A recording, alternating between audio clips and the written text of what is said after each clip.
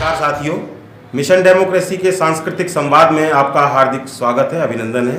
आज हमारे साथ जुड़े हैं श्री श्रेयस गुप्ता जी उरई से, जो कि परफॉर्मिंग आर्ट में ग्रेजुएट हैं और ये महाराजा सयाजीराव विश्वविद्यालय गुजरात में रंगकर्म से गढ़कर आए हुए एक युवा हैं। इन्होंने उरई इप्टा के साथ मिलकर कई सारे नाटक किए हैं, नाटकों की पटकथा भी लिखी है। इनके पास विशद सामाजिक क्षेत्र के अनुभव हैं। उन सामाजिक क्षेत्रों में पेंटिंग है, गायन है और संगीत की रुचियां हैं। ऐसे एक युवा जो 21वीं सदी में परफॉर्मिंग आर्ट में न सिर्फ अपना भविष्य गढ़ रहे हैं, बल्कि वह समाज को इस माध्यम से एक सकारात्मक संदेश भी देना चाहते हैं। इनसे आज बात करके हम समाज में युवाओं की भूमिकाओं के मायने तलाशने की कोशिश करेंगे। स्वागत है श्रेयस गुप्ता जी आपका हमारे कार्यक्रम में। नमस्ते सुभाष सर। सबसे पहले तो मैं आभार मानता हूं कि आपने ये सांस्कृतिक संवाद शुरू किया है, जिससे तरह तरह की विधाओं के लोगों को जानने का मौका मिल रहा है कई लोगों को। तो ये आपकी अच्छी पहल है, इसका मैं काफ़ी स्वागत करता हूँ। श्रेयस जी, ये जो आपने परफॉर्मिंग आर्ट में ग्रेजुएट बनने का सपना अपना पूरा किया है, तो सबसे पहले तो आज के जो वातावरण में जो पहला प्रश्न है वो आपसे पूछने की जिज्ञासा ये है कि एक युवा आज जहाँ वो रोजगार के लिए तलाश कर रहा है, वो कैरियरवादी है, विशुद्धता। ऐसे मौके पर आपने समाज को सजाने और संवारने का फैसला, अपने कैरियर के रूप में चुनने का फैसला, परफॉर्मिंग आर्ट में ग्रेजुएशन करने का फैसला कैसे किया? इस दिमागी जद्दोजहद को आप युवाओं को जरा बताने की कृपा करें। सबसे पहली बात तो ये है कि कोई भी व्यक्ति हो, फिर वो किसी भी प्रोफेशन का हो, मान लो इंजीनियर हो, डॉक्टर हो, टीचर हो या फिर कोई छोटा मजदूर भी हो, अपना वो काम करता है, लेकिन घर आकर अपने मन को शांति देने के लिए कहीं ना कहीं वो कला की सहायता लेता ही है। तो अपने आप को आराम देने के लिए फिर वो संगीत सुनता है, फिल्म देखता है, चित्र बनाता है, कहानियाँ पढ़ता है, उपन्यास पढ़ता है। तो ये सब कला की विधाएं ही। तो मैं तो बचपन से इन सब से जुड़ा रहा था। मेरे पिताजी उरई में थिएटर करते रहे इप्टा के साथ जुड़कर, तो मैंने भी इप्टा के साथ भी नाटक किए हैं। तो वही कहीं ना कहीं एक इंस्पिरेशन था कि थिएटर से बचपन से जुड़ाव रहा है, तो आगे चल के कहीं ना कहीं इसी में आगे अपना प्रोफेशन चुनना है। बचपन में तो सोचता था कि फिल्मों में जाके हीरो बनूंगा, लेकिन धीरे धीरे जैसे आगे बढ़ा तो समझ में आया कि पहले थिएटर ज़रूरी है। बहुत सुंदर। आपने स्क्रीन का हीरो बनने के बजाय अपना आधार समाज का थिएटर चुना, जो समाज और मानवीय मूल्यों के केंद्र में है। बहुत सुंदर बात श्रेयस जी। श्रेयस जी, उरई में आपने जिन संस्थाओं के साथ नाटक का ककहरा सीखा और ये जहाँ से आपकी पूरी आधार भूमि ये तैयार हुई, पूरी आपकी मानसिक पटल आपका इस बात के लिए उद्यत हुआ, आप कृपया वो अपना इतिहास हमारे सामने थोड़ा सा उजाले में लाएं। सर, दो अलग बातें हो जाती हैं कि एक कॉलेज का थिएटर जो कि एकदम प्रोफेशनल लेवल का थिएटर होता है जी, और ये जो हमारे शहरों में बिना किसी ट्रेनिंग के हम लोग जो थिएटर करते हैं, तो यहाँ हम लोग कोई सीखे सिखाए नहीं होते हैं। यहाँ बस एक इच्छा होती है करने की, लोगों से जुड़ने की, उसीलिए हम थिएटर करते हैं यहाँ पर। तो यहाँ कोई ऐसी कोई ट्रेनिंग तो थी नहीं, ना मेरी कोई ट्रेनिंग थी इसके पहले, कॉलेज के पहले, ना ही बहुत ज़्यादा और लोगों की थी। बस यही है कि उन्होंने भी कहीं से सीखा और हमें पर पास ऑन किया। कई सारे नाटकों में यहाँ सिखाया। जैसे मैंने किया था एंटोन चेखव, रशियन प्लेराइट हैं, उनका नाटक था गिरगिट। उसमें मैंने हवलदार की भूमिका निभाई थी यहाँ पर। तो और शायद वो मेरे लिए पहला ऐसे बड़ी भूमिका थी। करीब 25 या 30 मिनट स्टेज पर रहना मेरे लिए काफ़ी गर्व की बात थी, सामने करीब 70-80 ऑडियंस के सामने। ये उरई इप्टा के दौरान? उरई। एक मुझे याद आ गया, एक संस्मरण है कि मैं करीब 4 साल का रहा हूँगा, 4 या 5 साल का। तो यहाँ हम लोगों का नाटक गया था उरई इप्टा का, रायबरेली, धूसर सपने। धूसर सपने। अब प्रवीर गुहा एक नाट्य निर्देशक हैं काफी बड़े, उनका लिखित नाटक है, उन्होंने निर्देशित किया है। तो उनका नाटक था धूसर सपने। तो मुझे तो याद नहीं इतने अच्छे से, लेकिन बड़े लोगों ने सुना है कि मैं करीब 4 या 5 साल का रहूंगा और डेली रिहर्सल में आता था पापा के साथ, मम्मी के साथ। तो और तब मुझे पूरी स्क्रिप्ट याद हो गई। क्या बात। 4 या 5 साल में। तो पापा अक्सर मौकों पर कहते थे कि बेटा सुना दो स्क्रिप्ट। तो वही वो शायद लर्निंग की सबसे पहली शुरुआत वही रही है मेरी। कि ये मुझे देन है कि 4 साल में मुझे नाटक की, फुल लेंथ नाटक की एक स्क्रिप्ट याद हो गई। बहुत सुंदर। सोचिए मतलब कितना बड़ा योगदान रहा होगा इस लर्निंग में इप्टा का। इन नाटकों के करने में या आपकी रुचि का कैरियर चुनने में आपका पारिवारिक सहयोग रहा पूरी तरीके से, माता पिता का? बिल्कुल बिल्कुल पूरा सहयोग था, पापा का, मम्मी का, दोनों का। पहले तो मैं अपना ये इंजीनियरिंग में जाने वाला था जी, लेकिन अचानक 12वीं के अंत तक आते आते मुझे ऐसा लगा कि ये शायद ये मेरे लिए नहीं है। मेरा करियर प्लान इससे चौपट हो सकता है मेरा करियर, ऐसा मुझे लगा कि बन भी गया तो बहुत खराब बनूंगा। इसलिए मैंने कहा कि अब चुनना है तो वही चुनो जो इसमें आपका मन हो करने का। तो फिर मैंने कहा कि मैंने अचानक ये यूनिवर्सिटी ढूंढी।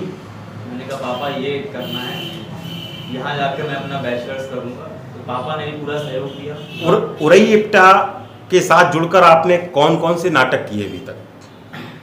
मैंने कई नाटक किए, बचपन से लेके अभी तक दिखाया तो बस अब और नहीं एक नाटक था, आलाप एक नाटक था जो कि हमने मंडपम में किया, उरई में ही है, और उसके बाद सिटी सेंटर में भी किया। और नाटक था हरिशंकर परसाई की एक कहानी का नाट्य रूपांतरण किया गया था, फैमिली प्लानिंग। अच्छा, उसमें मैं था।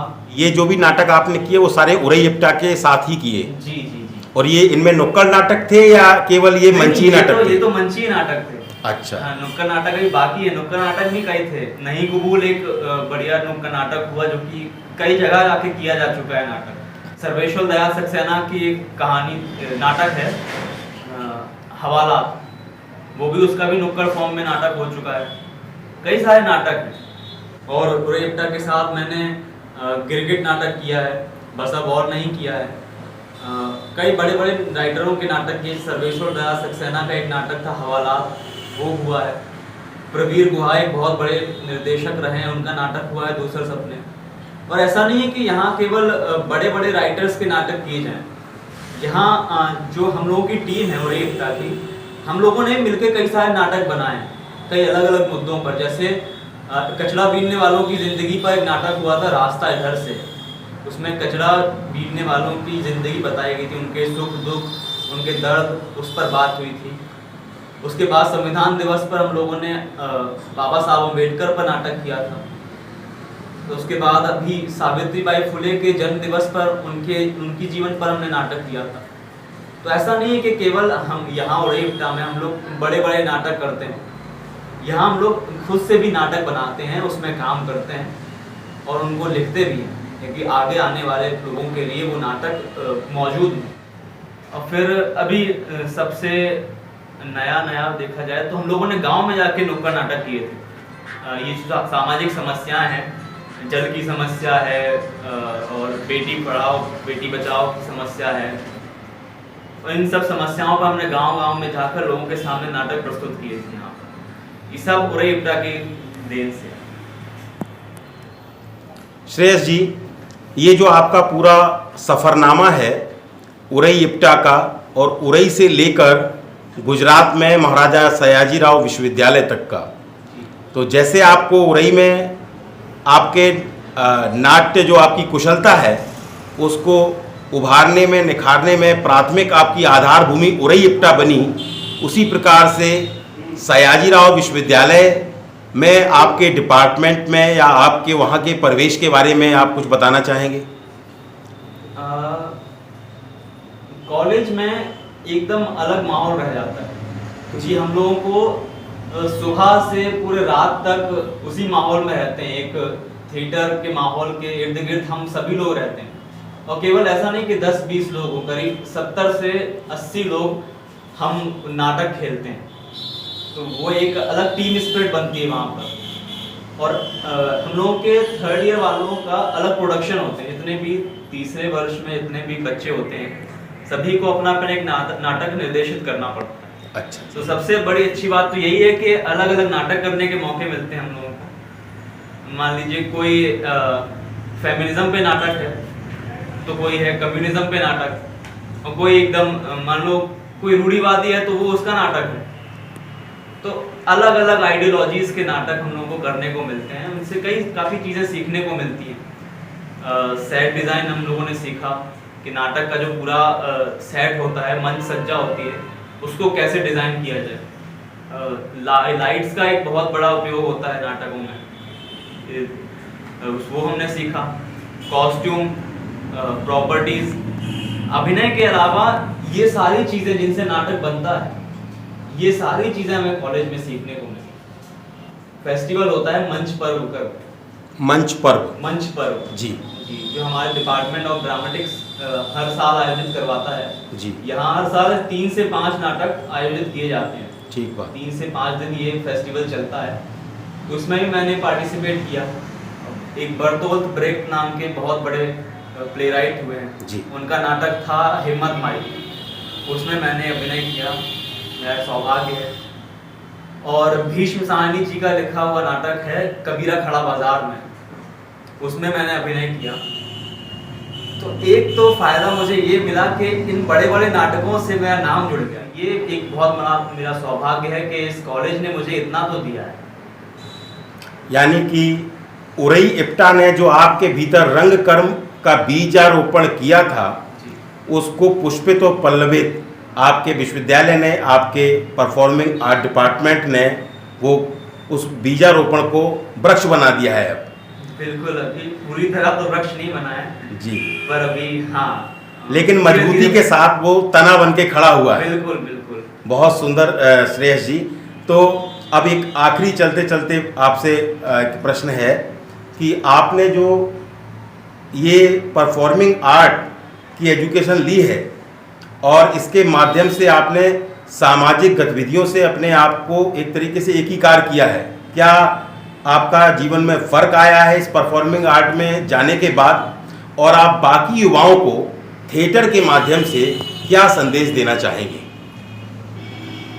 फ़र्क तो आता है सोचने समझने में, लोगों से बात करने में, लोगों को जानने में, इन सब चीज़ों में, सामाजिक गतिविधियों में काफ़ी फ़र्क आता है थिएटर से।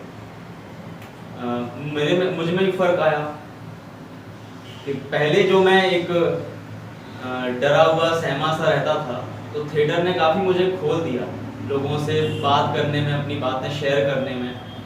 तो ये जो अंदर से इनहिबिशंस होते हैं वो थिएटर के माध्यम से खुल जाते हैं, आपको उतना डर महसूस नहीं होता लोगों के बीच में रहने में, और आप कई लोगों के साथ मिलकर काम करते हैं। तो एक सबसे अच्छी बात तो यही है कि कई लोगों को जानने का मौका मिलता है, एक टीम स्पिरिट बढ़ती है। कि जो हम आजकल देख रहे हैं कि लोग साथ में पहले रहते हैं लेकिन बाद में छोड़ कर चले जाते हैं, मतलब जो साथ है, दोस्ती है, वो बनी नहीं रह पाती। लेकिन ये एक अच्छी बात है थिएटर की कि जो थिएटर वाली दोस्ती है वो ज़िंदगी भर कभी ख़त्म नहीं होती। क्या बात है। मतलब कि थिएटर के माध्यम से एक जो मनुष्य का जीवन है वो सद्भाव से, शांति से, प्रेरणा से भरपूर लबालब एक युवा अपने जीवन को जी सकता है। आपके कहने का भाव ये है। बिल्कुल बिल्कुल। बहुत सुंदर संदेश आपका समाज के लिए, आगामी युवाओं के लिए, आगामी थिएटर के छात्रों के लिए। आपने अपना अमूल्य समय सांस्कृतिक संवाद को दिया। आपका बहुत शुक्रिया, बहुत आभार, धन्यवाद।